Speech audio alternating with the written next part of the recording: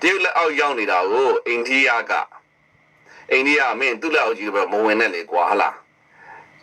ငါလက်အောက်လဲဘယ်လိုခေါ်မလဲဆိုရှင်ငါလဲ share လေးပါပေးပါအောင်ဆိုတဲ့ပုံစံမျိုးဖြစ်နေတာတရုတ်နဲ့အိန္ဒိယ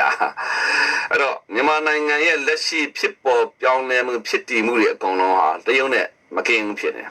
နော်တရုတ်ရဲ့မူဝါဒတွေတရုတ်ရဲ့အားပေးထောက်ခံမှုတွေဖြစ်နေတယ်အခုအာဏာထိန်းမှုပေါ့အာဏာအတင်းအဓမ္မရယူမှုတွေဒါတွေအားလုံးတော့မှပဲတရုတ်ကခိုင်းလို့လောက်ရတာလားဆိုတဲ့ပုံစံမျိုးဖြစ်နေပါတယ်အဲ့တော့ဒီဦးမင်းအောင်လိုင်ရဲ့အသက်အိုးအိမ်စီစဉ်ကတရုတ်ကကာဝယ်ပေးထားတာပါတရုတ်ကသာမီးစိမ်းပြလို့ရှိရင်တစ်တုံညာနှစ်ခွန်ပထမအဆင့်ဒုတိယအဆင့်မှာတွေကကျွန်တော်တို့မန္တလေးလူကြီးပေါက်ပြီးတော့တခါလဲနိုင်ငံစုပ်ပြတ်တက်ပြီးဦးမင်းအောင်လိုင်ပြေးရတော့တယ်အဲဒါမဲ့တရုတ်ကဒါမျိုးဖြစ်မခံဘူးအဲ့တော့မြန်မာနိုင်ငံကြီးကိုတရုတ်ကထိန်ချုပ်ထားတာဖြစ်တယ်လို့ကျွန်တော်တို့ယူဆရတယ်နော်လုံးဝယူဆရတဲ့အခြေအနေမျိုးထိရောက်သွားပါပြီကိုမကြီးအစင်နာကြီးထိုးတော့မယ်တဲ့မနဲ့အလုပ်လုပ်ရအောင်မလို့အိတ်တော့မယ်တဲ့ကျမ်းမာရေးကိစ္စပါကျေးဇူးများကြီးတင်ပါတယ်ကျွန်တော်လည်းလိုက်လွှင့်တော့ကြာသွားတယ်ဗျာနော်စစ်တပ်ကပြည်တွင်းဟုတ်ပါတယ်နော်ပြည်တွင်းစစ်က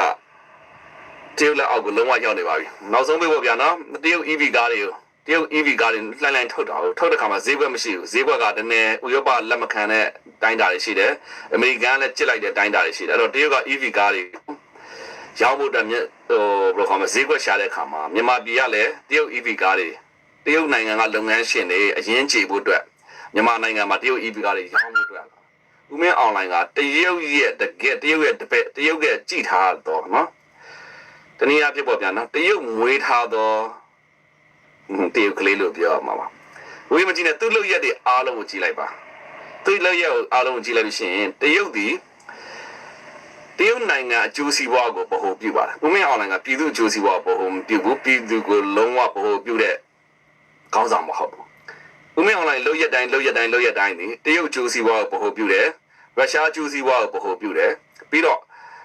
သူတမနာယူတဲ့ဘယ်ခေါ်မလဲဆိုတော့သူယာတုအာနာပါဝါအတွက်သူလူရဝင်ရေးတက်ကိုဗဟိုပြုနေတဲ့သူတယောက်ဖြစ်တယ်ခင်ဗျားတို့ပြည်သူမှာပြည်သူပဲရှိတယ်သူ့ကိုစီရခင်ဗျားတို့ဘာမှမျှော်လင့်လို့ရမှာမဟုတ်ပါဘူးနော်အဲ့တော့သူတက်ပဲသူကြည့်နေတဲ့ဘိုးတို့ရဲ့သမားဆိုရင်သိမှန်ပါလား EV ကားကိုတခါလဲဒီလောက်မျိုးယူသွတ်နေတာကိုကျွန်တော်ကြည့်လိုက်ခြင်းအဖြစ်ဩပထမသွေးရိုးသားရိုးထင်နေတာဘယ်ဟုတ်မလဲဗျ EV ကားဟာတရုတ်ကဈေးကွက်ကဥရောပဈေးကွက်အမေရိကန်ဈေးကွက်တွေကတိုးနေရတာတိုးတဲ့ခါမှာဟိုဘက်ကလည်းတိတ်လက်မခံဘူးလက်မခံတဲ့ခါကျတရုတ်ရဲ့ဈေးကွက်ကမြန်မာဘက်တို့တခြားရောင်းလို့ရမယ့်ဘက်တွေအားလုံးဟိုဘယ်ကောင်လဲဆိုတရုတ်လုပ်ငန်းရှင်တွေအရင်ကြည့်ဖို့အတွက်ကိုကျွန်တော်တို့မြန်မာပြည်သူတွေကဝိုင်းဝန်းပြီးတော့တဲ့မလားလဲကျိုးထမ်းရတဲ့ပုံစံမျိုးဖြစ်နေတာပါဒါကတော့တစ်ခုပေါ့နောက်တစ်ခုကမြစ်စုံပြန်စတာကိုကြည့်လိုက်ရင်သိတာပဲမြစ်စုံပြန်စတာဟာပြည်သူလူထုရဲ့နှလုံးသားကိုချိုးချပြီးတော့ပြည်သူလူထုရဲ့ကြောက်ရွံ့မှုတွေကိုတနည်းအားဖြင့်ဂရုမစိုက်ပဲနဲ့မြစ်စုံပြန်စခြင်းအဖြစ်တရုတ်အကျိုးစီးပွားပဲဆက်လက်လုပ်တယ်တစ်တုံညာနှစ်ခွန်ရဆိုင်တော့ကလည်းတရုတ်ကနေရောမင်းဒီမာနေဟိုကောင်ဒီမာနေဆိုပြီးလုပ်လိုက်တယ်အရင်ကသိတာလို့နေနော်အဲ့တော့မြန်မာနိုင်ငံကိုဘယ်သူပိုင်လဲဆိုရင်တရုတ်ပိုင်တာပါအဲ့တော့